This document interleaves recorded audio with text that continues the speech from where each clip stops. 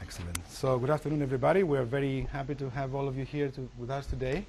Welcoming a good friend and colleague from Italy, Professor Claudio Sacchi, who received the laureate degree in electronic engineering and the PhD in space science and engineering at the University of Genoa, Italy, 92 and 2003 respectively. He's the author of several publications, more than 70 journals and journal and conference papers. And he has been the guest editor for a special issue on proceedings of the IEEE titled Aerospace Communications and Networks, History, Trends and Future. He's a senior member of the IEEE and a member of the IEEE Communication Society and the, which one is the AEC? What is the AESS? The Aerospace and Electronic Systems Society. So without any further delay, we welcome Professor Sacchi, and the floor is yours. Thank you very much, Mike, for your kind presentation, and thank you to all you to be here. Let's start this seminar, whose title is a question. We are speaking here about Terabit satellite. Terabit satellite seems something of really futuristic and far from the current implementations. But this seminar aims at answering to this question, trying to separate what is science and what is science fiction, keeping into account that science and science fiction are not always so far one with respect to another. But okay, the outline of the presentation it contains a couple of introductory slides about what is science and science fiction in space technology. Then we shall focus what does it really mean, the term Terabit satellite, and then we shall try to answer to a basic question. Is terabit capacity over satellite a realistic achievement? And after having answered to this question, that the answer is partially positive, we can try to explore the technologies that will be at the basis of future terabit satellites. The exploitation of higher frequency bands. I am speaking of extremely high frequency bandwidth in the domain of the millimeter waves. And then this is maybe the science. A bit of science fiction or futuristic technology is addressed in the further point of the presentation. That is the so-called orbital angular momentum multiplexing. That is a technology discovered since very few years that may represent a revolution in radio communication, but it may also represent a bluff. It's a technology applied in the optical domain. Can it be applied also in the radio frequency domain? If the answer was positive, the road to terabit communications would be open. But this is in the future, the current and the future, maybe the future. A couple of slides will illustrate a potentially deadly bottleneck that may render all these points useless, maybe, but maybe it's not deadly. It's an issue to be solved. Finally, the conclusions of the presentation. Okay, now let's try to provide an overview about what is science fiction and science in space technology.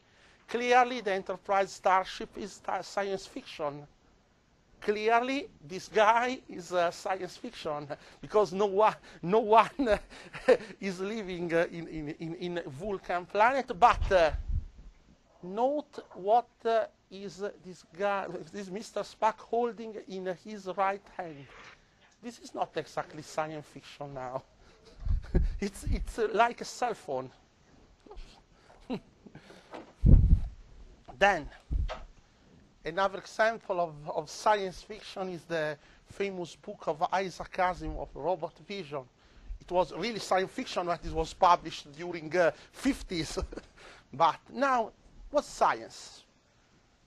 This is science. The first walk of the, on the moon of Neil Armstrong recently passed away is science.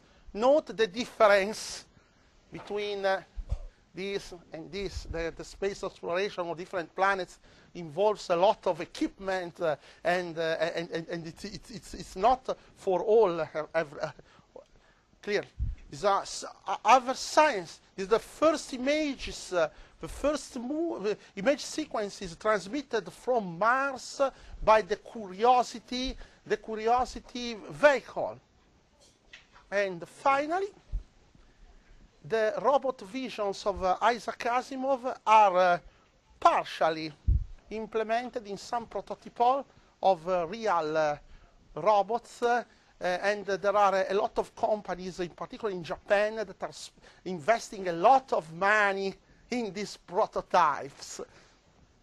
Oh. Then, remember this guy, whose name is Arthur C. Clarke.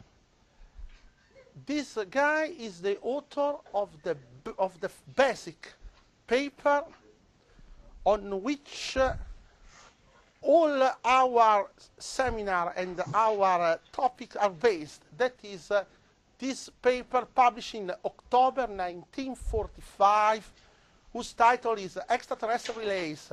Can a rocket station give worldwide radio coverage? This question was quite similar to that of my seminar at those times. But now the answer is positive. We have satellite that provides the radio coverage. This guy is also the author of this bestseller in science fiction. So, as the history says, that the wall between science and science fiction is sometimes so small and not so tall. Okay, now let's try to focus the meaning of the concept of terabit satellite, in particular what terabit satellite should represent. Why do we need terabit satellites? This is the first question. Indeed, a novel technology must, current or futuristic, must be motivated by specific user needs. Otherwise, we are speaking about nothing. Nowadays, we are in a very competitive telecommunication and information science market. And satellite communications are currently in a bad position in this market because the cost per transmitted bit over satellite is too high, in particular as compared with the one of the terrestrial segments. Now optical fibers can bring at low cost terabit capacity inside the buildings, not terabit per second inside the building, but the aggregate capacity of optical links is of the order of hundreds and hundreds of gigabit per second, and the cost is peanuts. For instance, in my home, I have an internet connection and 20 megabits per second per 39 euros per month. That is a very high price, but it is due to Italian fair plays that are prohibitive. But really, the cost of terrestrial connection is very low. And as noticed by this paper, that is one of the basic papers about terabit satellite, satellite should provide a similar capacity with similar cost in order to face the competition. Okay. If terabit satellites were available, what benefit may we obtain? In another paper, it's written that the forecast household bandwidth in 2013 in European Union is 500 gigabytes per month.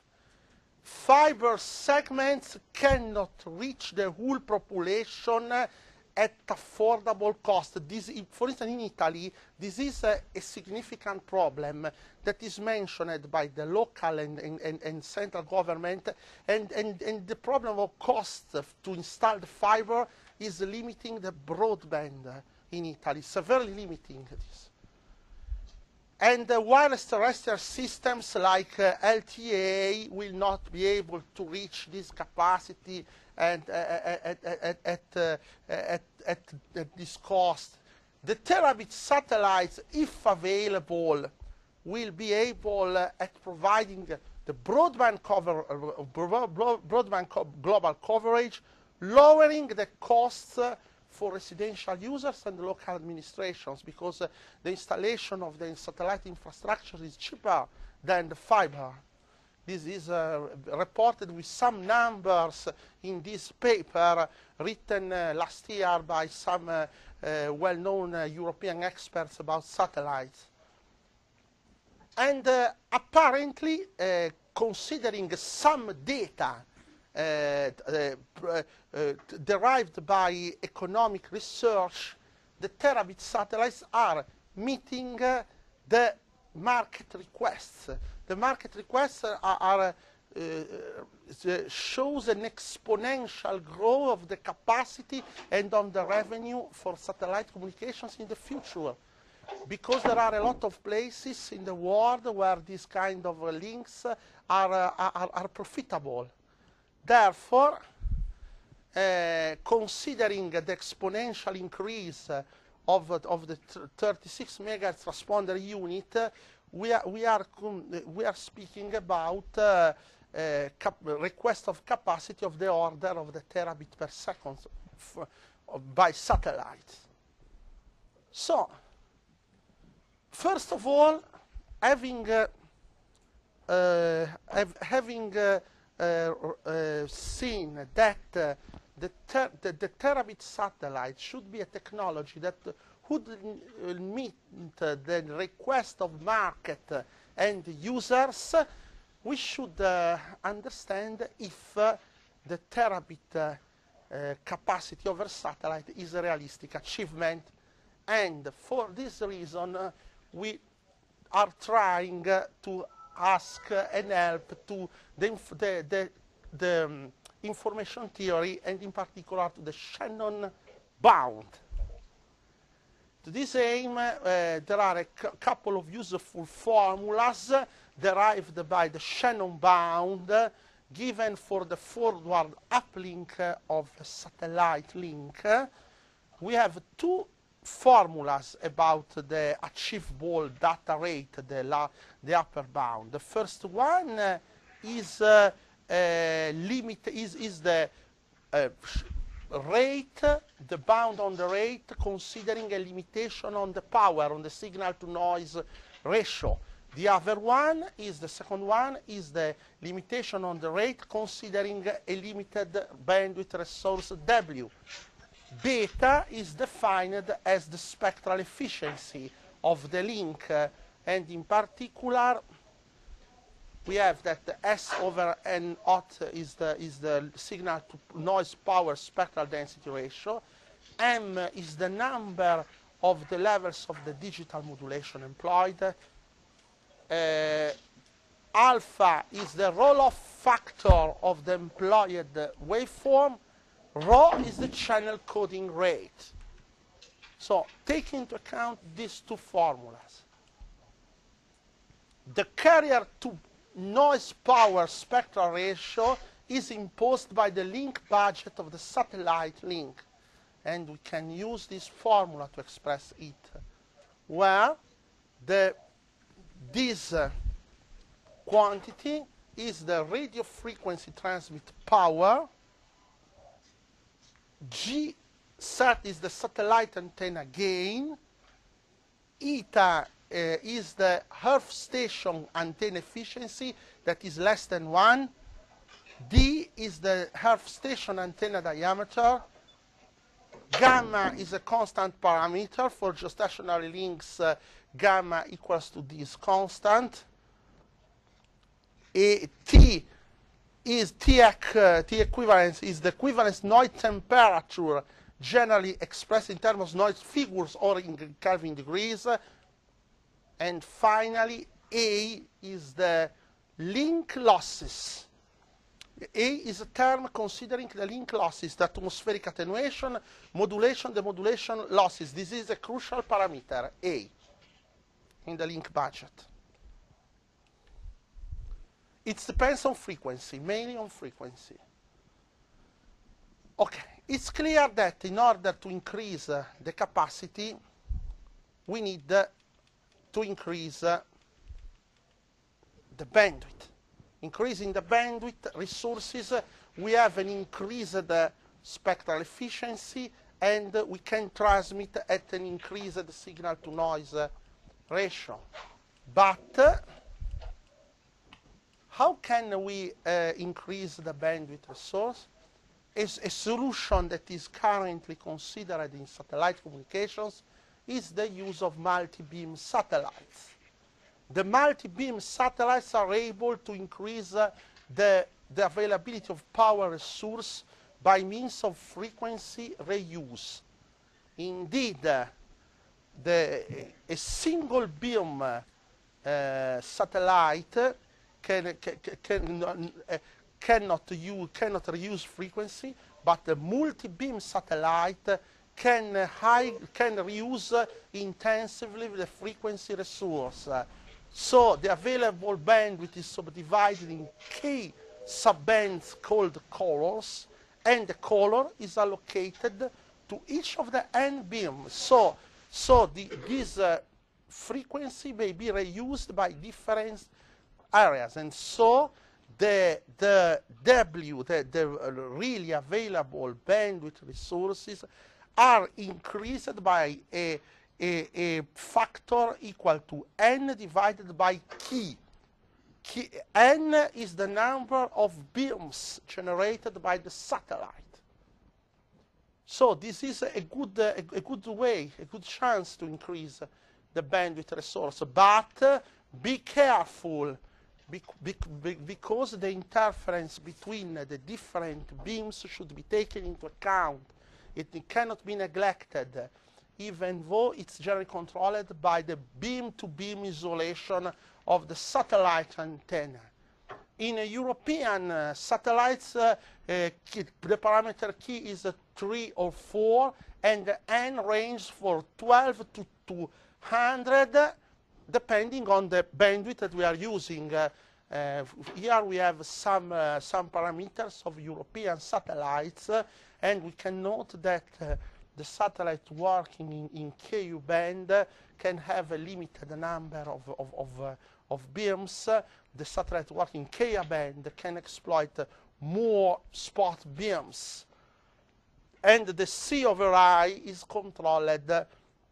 There's 20 decibel in the Ku band, 14 decibel in the Ka band satellite. So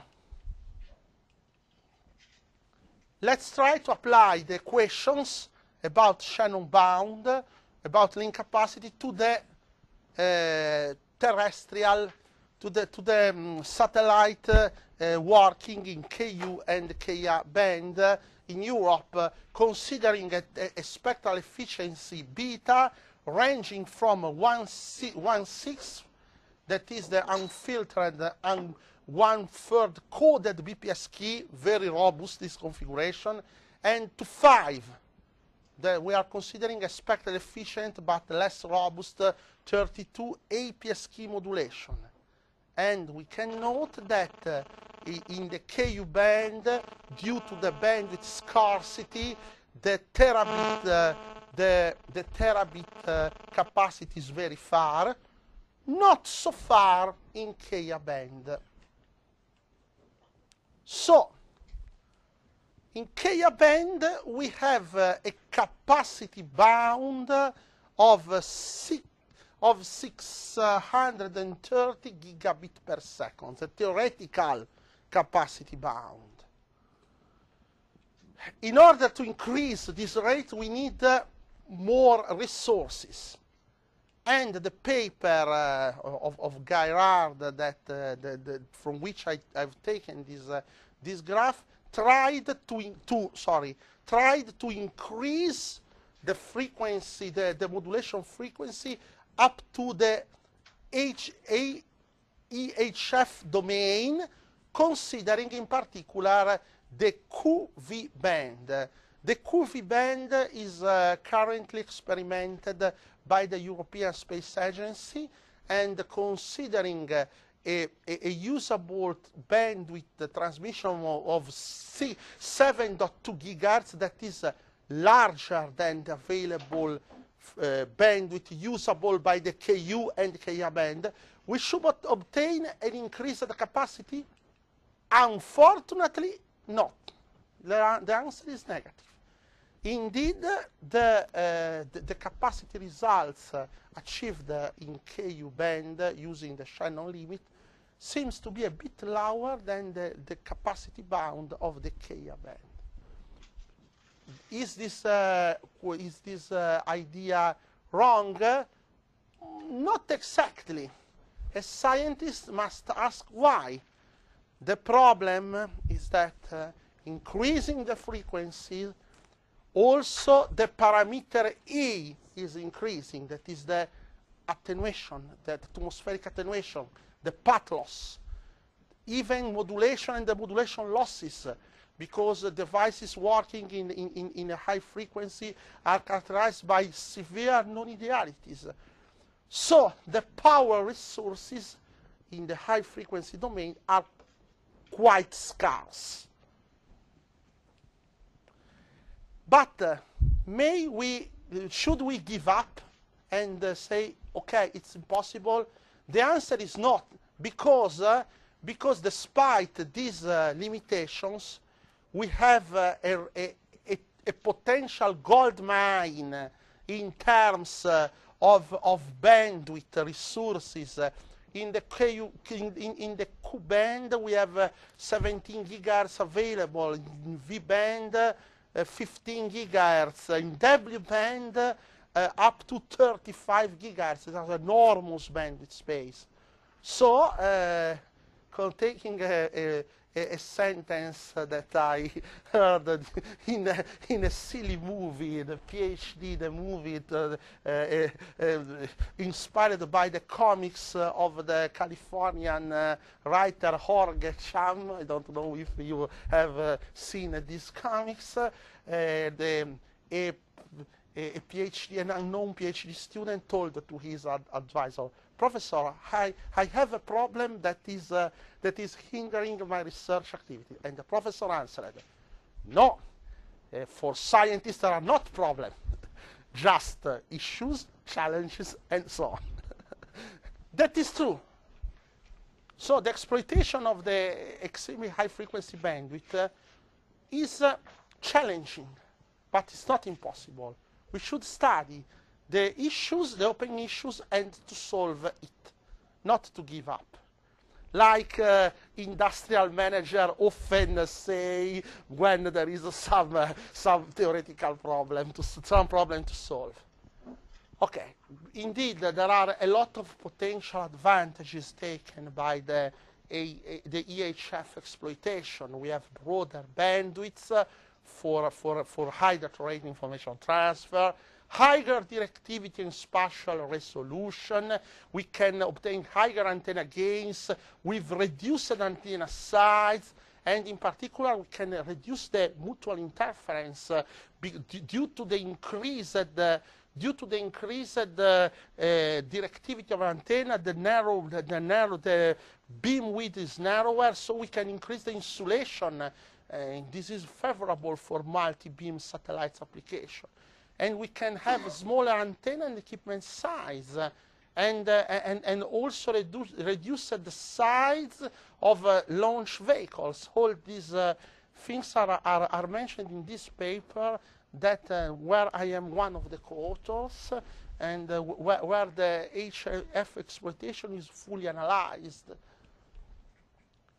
Indeed, if we try to do the same exercise of the paper of Gaillard applied into the W band, using a link budget already a reasonable link budget already indicated in the paper, and considering a bandwidth availability of 18 gigahertz that in W band is quite restrictive, and considering a attenuation margin A of 10 decibel that is high, but is usual in W band, we obtain these curves, and note this.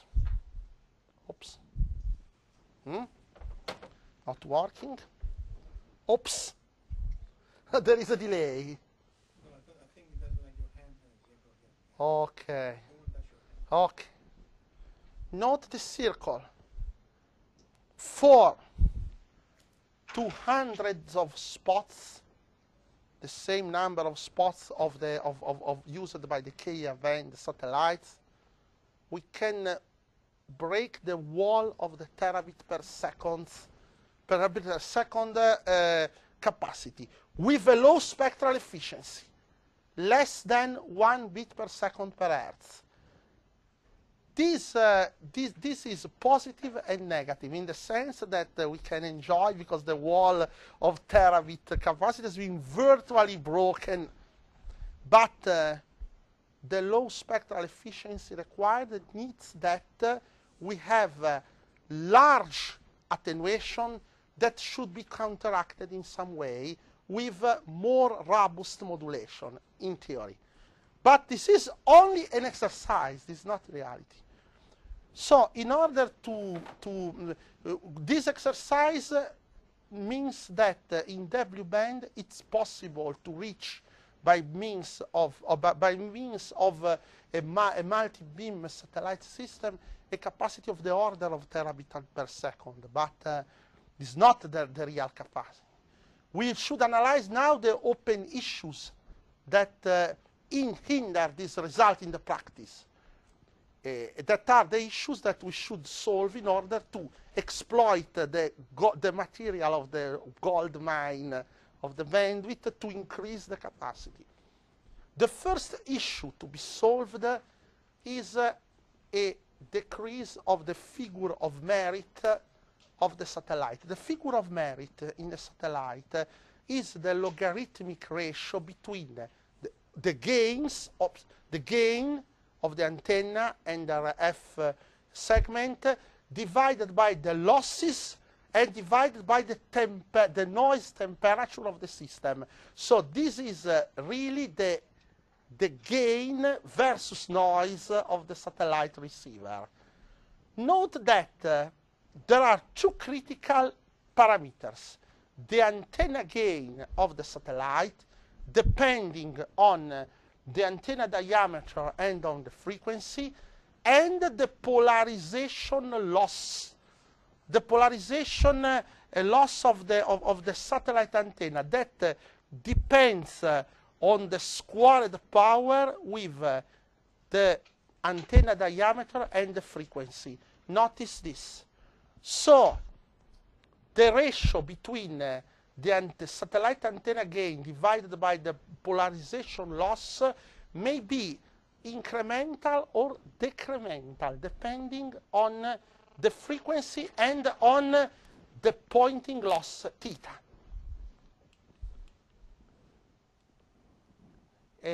Note these curves. This is the antenna gain divided by pointing error loss ratio in decibel. For ideal pointing of the two antennas, the ratio is increasing with the carrier frequency. Okay. For theta equal, for a pointing error of 0.1 degree, that means 1 divided 10 degrees, that is very, very, very, very small, we have a ratio that is increasing with frequency, but not so increasing like in the case of ideal pointing. So we have a loss, performance loss of a couple of decibel in the W band. But if the theta is increasing,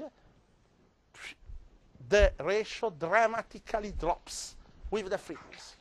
So in the case of transmitting at frequencies larger than 30 gigahertz, the pointing losses may be deadly. So the antenna tracking should be very precise. A pointing misalignment of less than 0.1 degrees strongly envisaged, but 2 dB of link losses should be already taken into account as safety margin. Indeed, when we are speaking about transmission in QV or W band, in the link budgets there is an item, 1.5 or 2 dB, and there is written in this item pointing losses. That is terrible in the sense that 2 decibel of additional margin may be difficult to be obtained at these frequencies. Other open issues, the atmospheric and rain attenuation. The atmospheric attenuation, the oxygen absorption in particular, may be severe in some parts of the millimeter wave spectrum. Note this graphic in particular if the relative humidity of the air is increasing.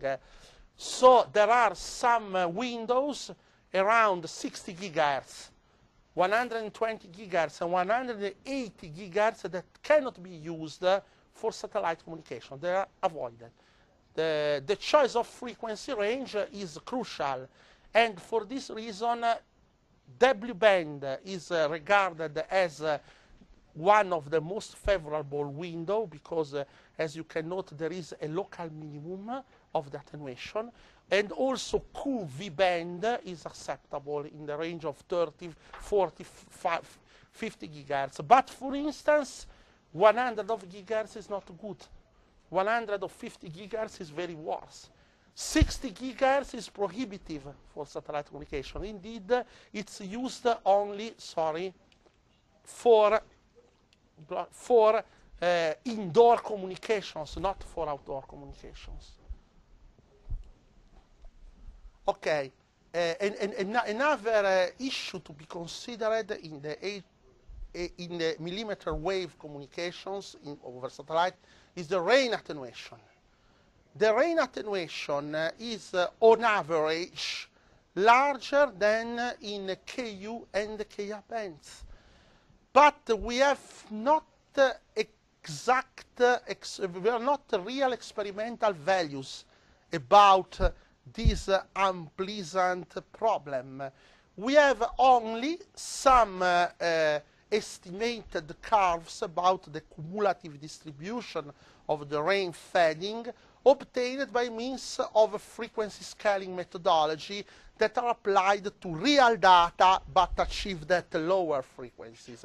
So this data can be used as a reference but not as safe values. But you can note that for the time percentage of 1%, we may have very large attenuation values. So the service availability may be decreased with respect to the Ka band or Ku band satellite links. The Ku band satellite link availability is 99%. In W band we may have 98, 99%. You can say there are peanuts, but scale this value for 1 year of service. Take into account that people are paying for this kind of service. And 1% of service interruption is not acceptable because it means some days per year.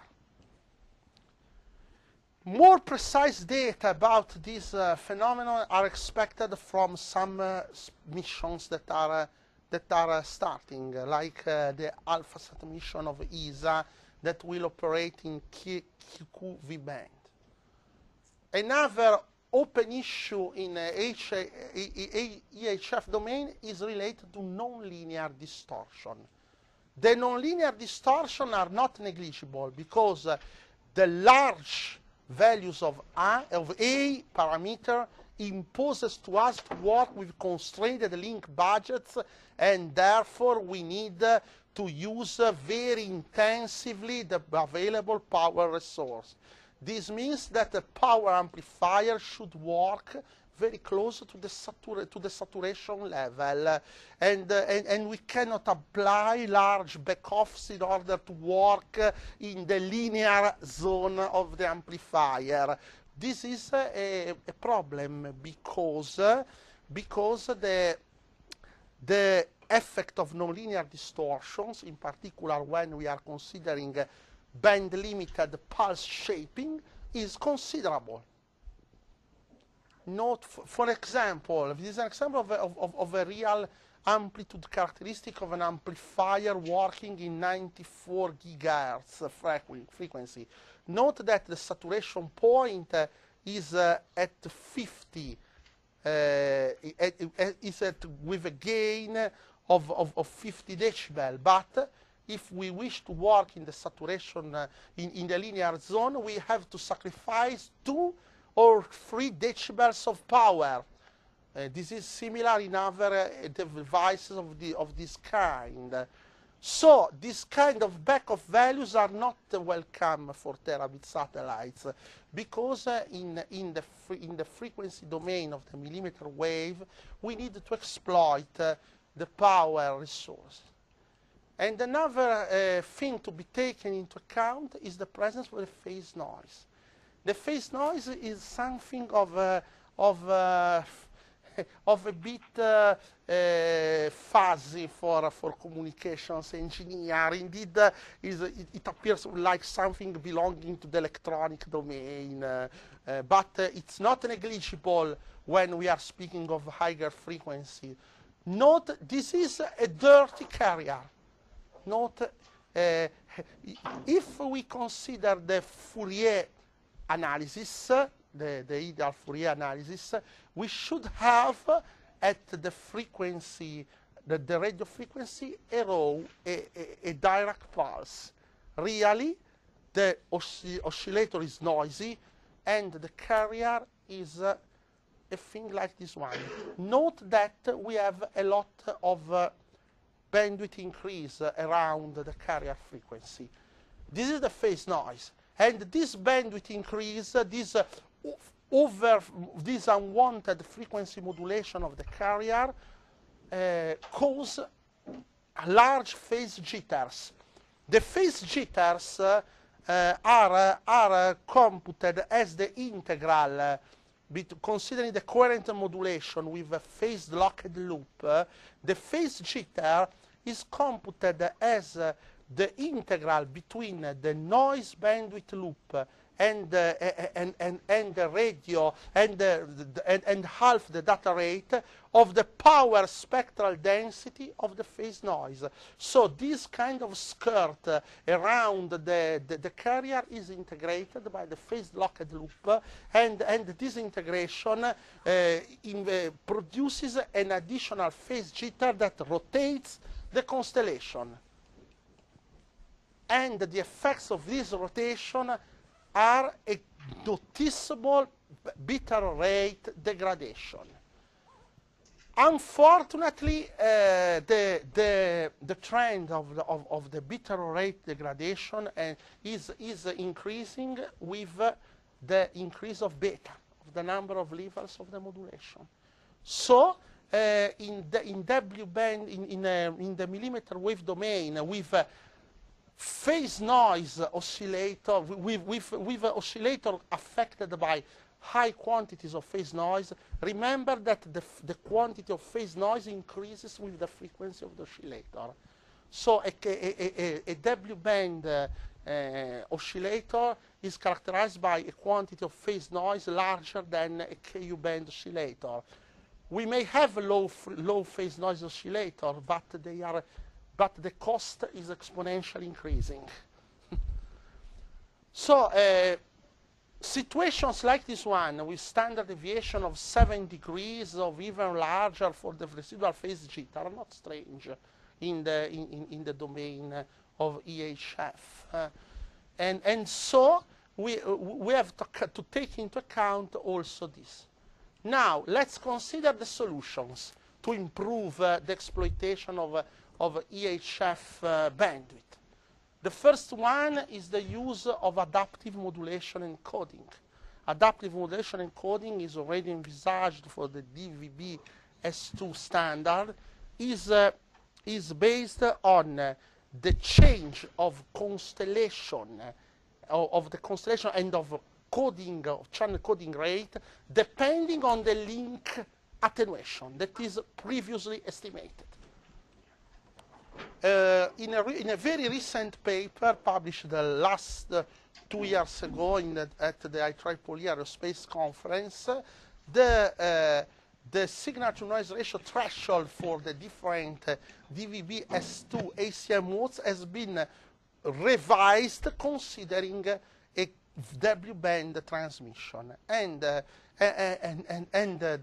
revised threshold were tested as okay with simulations.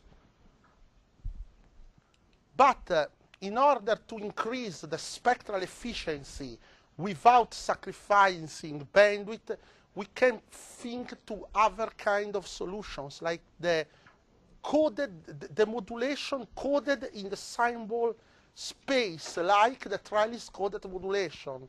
Trellis-coded modulations allows to solve the trade-off between spectral efficiency and robustness, so we may have good bit error rates with large values of the parameter data, the spectral efficiency, but the coherent detection required by trellis-coded modulation is very sensible to phase noise. Indeed, the result, the problem is this frequency conversion and frequency down conversion, and so we have tested by means of simulation in this paper, I am the first author of it, that increasing the phase noise standard deviation, the performance of trellis-coded modulation in the W-band satellite connections may collapse. What's the solution about this? To remove the frequency, the analog frequency down conversion, in the sense to use a non-coherent modulation system. In this framework, a completely novel physical layer approach has been tested in this paper that is submitted to the next edition of IEEE Aerospace Conference. And in this paper, it was conceived a physical layer using a differential turbo-coded modulation with a posteriori channel estimation. Substantially, we removed the analog part of the receiver. All is performed, there is the brute down conversion from radio frequency to baseband, but without any kind of phase locked loop to lock the phase. We performed the detection totally in the digital baseband domain. This is the modulator, and it's like a trellis-coded modulator with a 2/3 parity check outer code and APS key differential modulation, but the modulator does not present any kind of analog loop to recover the frequency. The frequency and the phase shift is recovered by means of a digital filter working that is nested into the turbo decoder.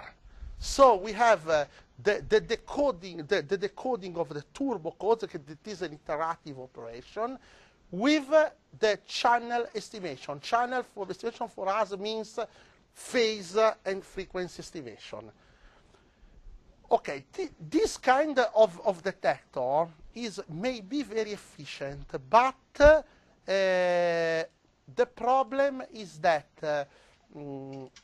the APP channel estimator should be improved with respect to that one we used, that is a simple exponentially decaying digital filter.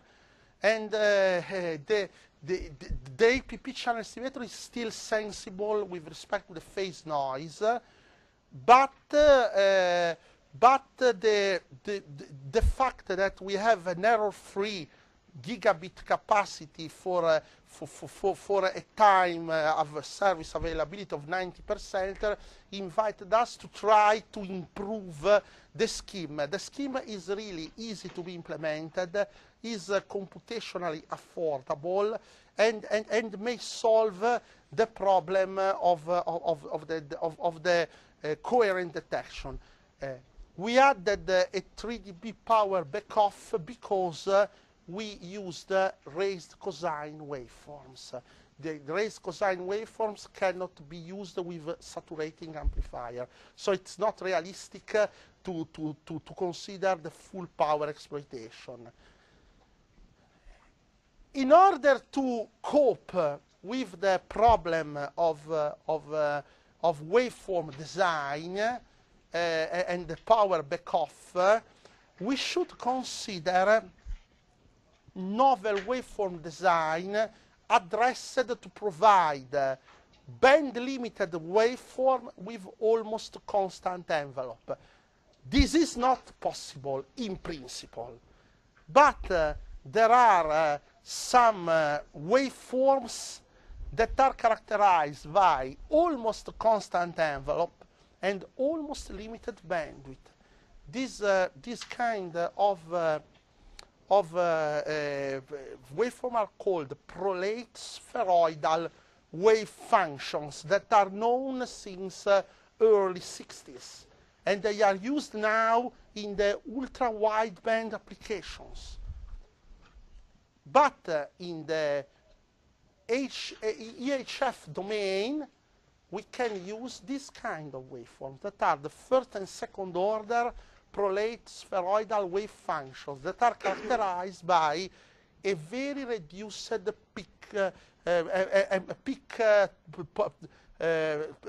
PAPR factor, that is the peak average peak to average power noise ratio. Note that the envelope is almost constant, and indeed the peak to average power ratio of this this kind of waveform used to drive a 4-level modulation like a PSK is 1.04 dB.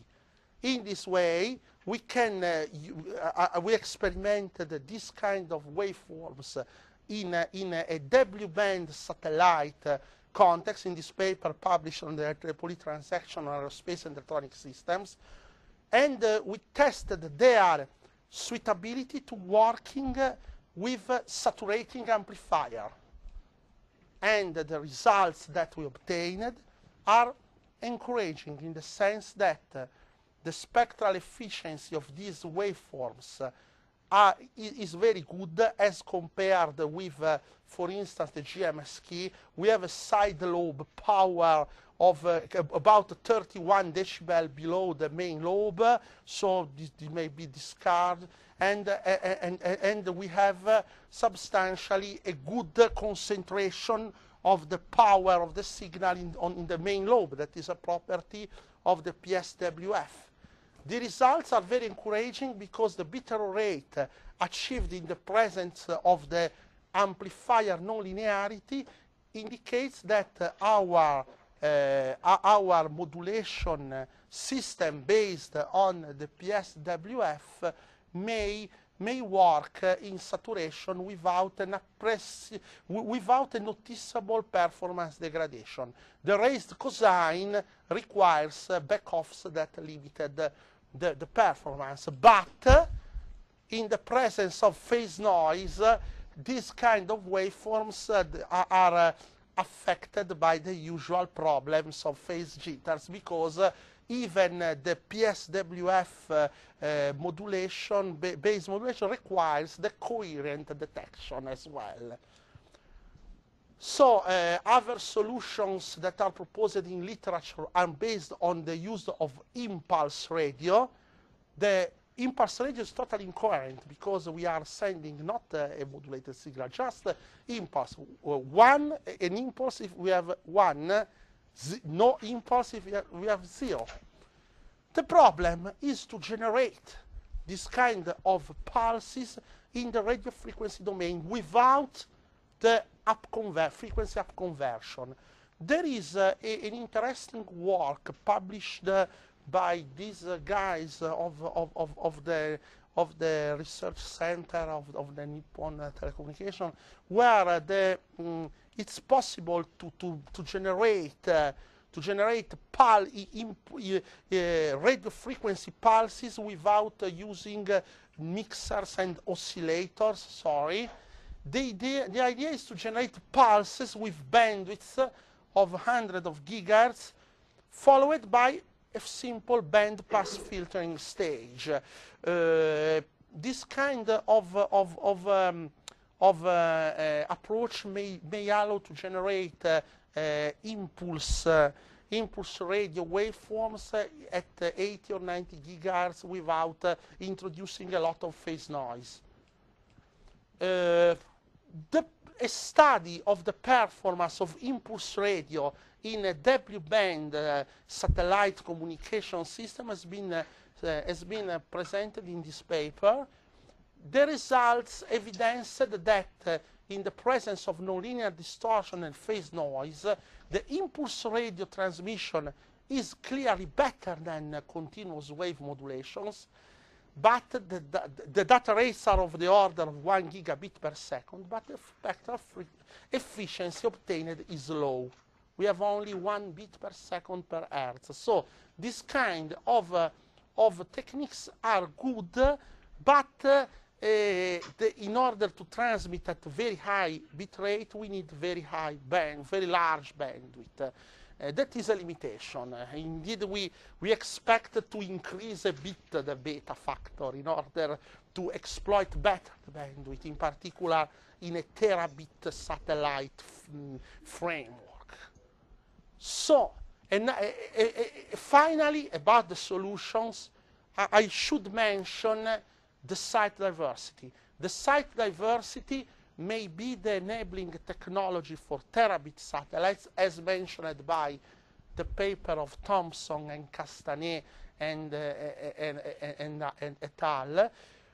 By considering the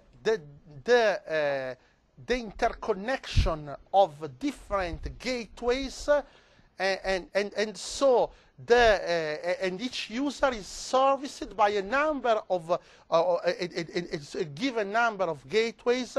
Not all gateways will be affected by rain fading. Only one, we hope. And so the user that is offended by the rain fading may be served by another gateway not attenuated by the rain. So in theory this is a winner solution, but in practice we have to face some issues related to real-time fading detection, and most of all the optimization of gateway resources, also considering the optimization of routing strategies from a gateway to another gateway. But apart these issues, there is the possibility of exploiting this technique, and the results presented in this paper are impressive. Using the site diversity in QV band with only two sites we can show that the increase of link availability is dramatic, as well the relative throughput increase. So increasing the number of gateways, we should even increase these values. On average, the average on rain events is impressive about this. So, to sum up about the exploitation of high-frequency domain, we can say that the enormous bandwidth available in the millimeter wave domain may be exploited fruitfully for terabit satellite communications, but we have to address some key points. The first one is the design of coded modulation systems that are resilient against nonlinear distortion and phase noise. A suggestion may be the integration of distortion-resilient waveform design and multi-level turbo-coded non-coherent modulation. This is a possible way to be experimented. We need an efficient exploitation of power resource, and the suggestion is the use of adaptive modulation encoding and site diversity. And finally, I don't touch this point, but we should improve the radio resource management in satellite communication using maybe more frequency agile techniques like FDMA or single carrier FDMA. There are some studies about this at lower frequencies, in particular in Ka band. But now I am managing a master degree thesis where I extended these studies in the millimeter wave domain. Okay. To conclude, I wish to point you some news about, to conclude this part, about the missions of European Space Agency for EHF exploitation, that is AlphaSat. In AlphaSat, we have a payload transmitting information at 40 gigahertz. So finally we may have the availability of experimental results about rain attenuation that are obtained by sending a carrier to the Earth and to measure the power during a rain event. This step is fundamental. Indeed, the exploitation of Ku and Ka band started when these measurements were available in the past year. The forecast launching date is in the first half of 2013, March probably. I heard some rumors from University of Tor Vergata in Rome that is involved in this mission, and in March the satellite should be launched. In W-band there is another mission forecasted, but this mission that is called WAVE, meaning W-band analysis and verification, issued by Italian Space Agency, is ended in the pre-competitive study in 2008. I participated to the pre-competitive study, but the Italian Space Agency is waiting for the results of the AlphaSat mission before launching the WAVE mission. So there are two missions in particular, two submissions in the WAVE that are forecasted. One is the geostationary mission. The geostationary mission is more devoted at experimenting, both at experimenting data transmission, but most all at experimenting the attenuation at frequencies of the order of 76, 80 gigahertz. And the lower orbit mission, the LEO mission, that will experimenting by means of a lower orbit satellite frequencies of the order of 94 gigahertz. I think that this mission will be launched in 2020. Not before. Okay. This is the science. Now a bit of science fiction to conclude the presentation. All these, the all the things that I told you may be overcome by a recent novelty in the Terabit technology. That is the so-called orbital angular momentum multiplexing. Oops. My phone. Who is? Sorry. Pronto?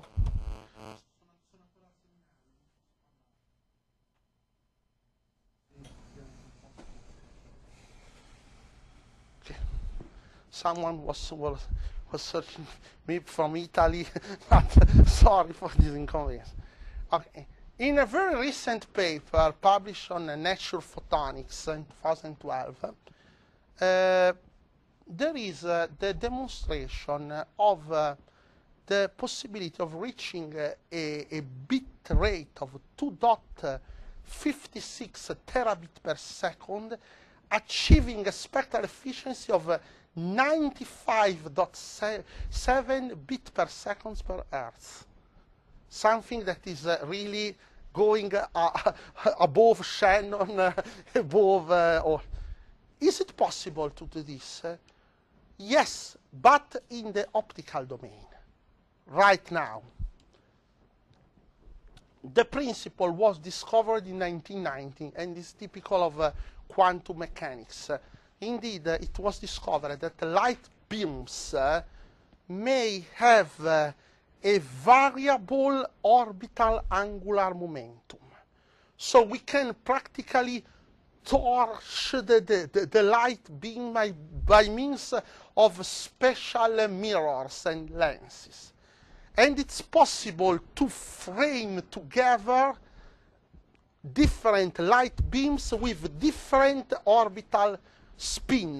They are like, in Italy we have a kind of pasta that is called fusillo, that is like a swirl, and different swirl can frame one with another. And so we can multiplex optical signals at the same wavelength, differentiated only by a different momentum multiplexing, or orbital angular momentum, reaching a theoretical bit rate of 1.37 terabit per second, and even increasing it at 2.25 terabit per second by exploiting some special properties of orbital angular momentum multiplexing. The principle is illustrated by the paper of Wang et al. In this nice picture. You can find this paper on the internet. It's free. You can note that we have the multiplexing of the four signals with different angular momentum. Then we may multiplex the signal in two different planes that are orthogonals. And we can demultiplex these signals without any problem. So we have orthogonality in frequency domain and orthogonality in the orbital angular momentum domain. No time restriction. It's the ideal multiple access method. But this is in the optical domain. So in the optical domain, we can use this method for inter-satellite optical links, for instance. But for the radio frequency, is it possible to think to change the orbital angular momentum of the radio waves? A seminal work published in 2010 on IEEE antennas and propagation says that this is possible in principle. So we can exploit this technology also to multiplex. See, I'm finished. Also in the optical, also in the radio wave domain. But other authors questioned this, telling that really we are not gaining nothing with respect to a conventional MIMO system. However, the answer of the author, one of the authors of the previous paper was clamorous and public.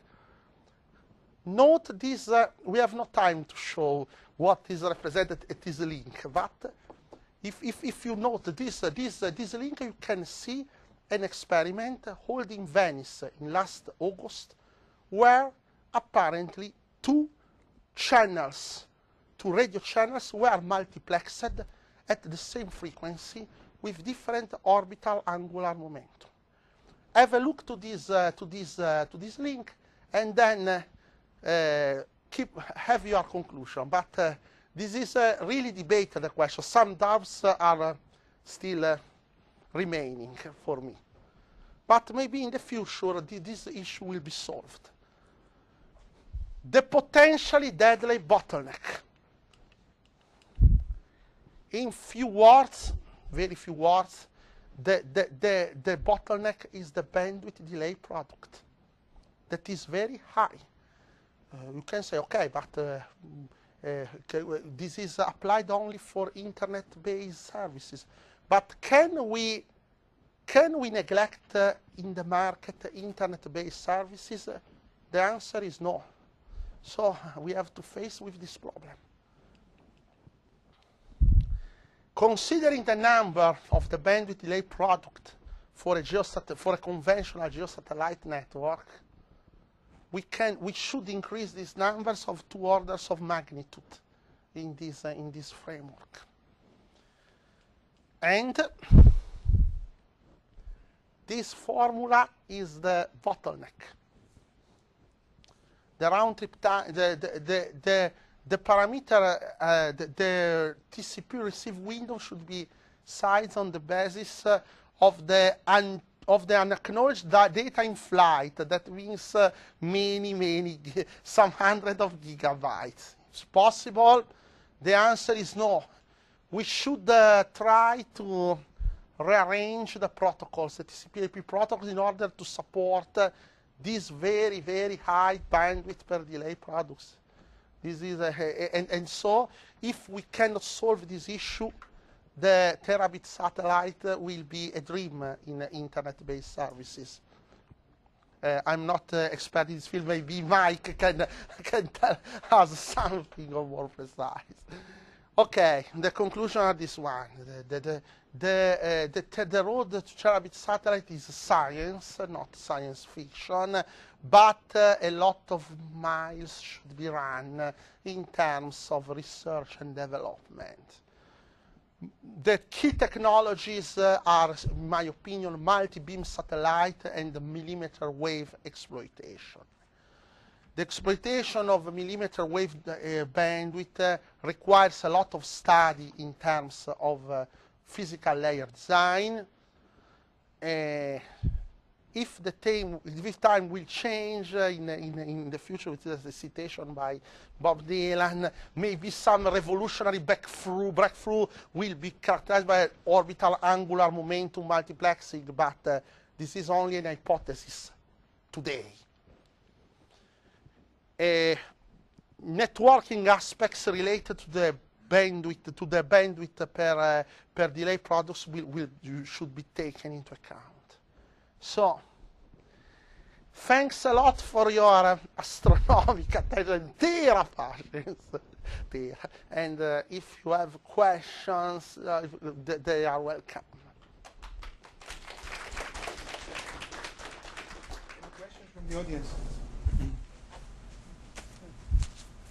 Everybody stunned? Interested? I killed them, probably. Yes, sir. I had a question about multi-beam satellites. Yes? So, do we need separate antennas for separate beams, or can we?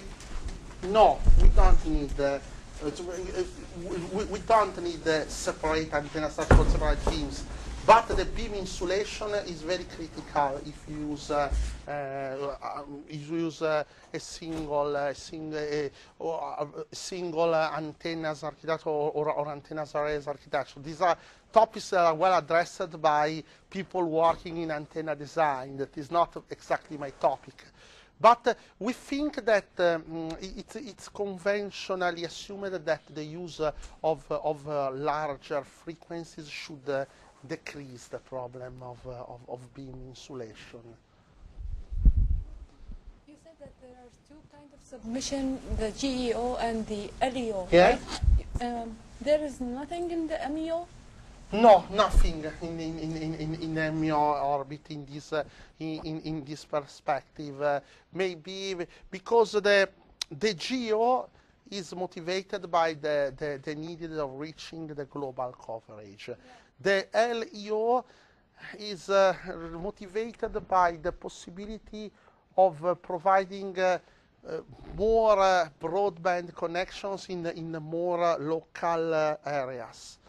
The MEO is not considered right now in the millimeter wave domain exploitation, but in the future, maybe.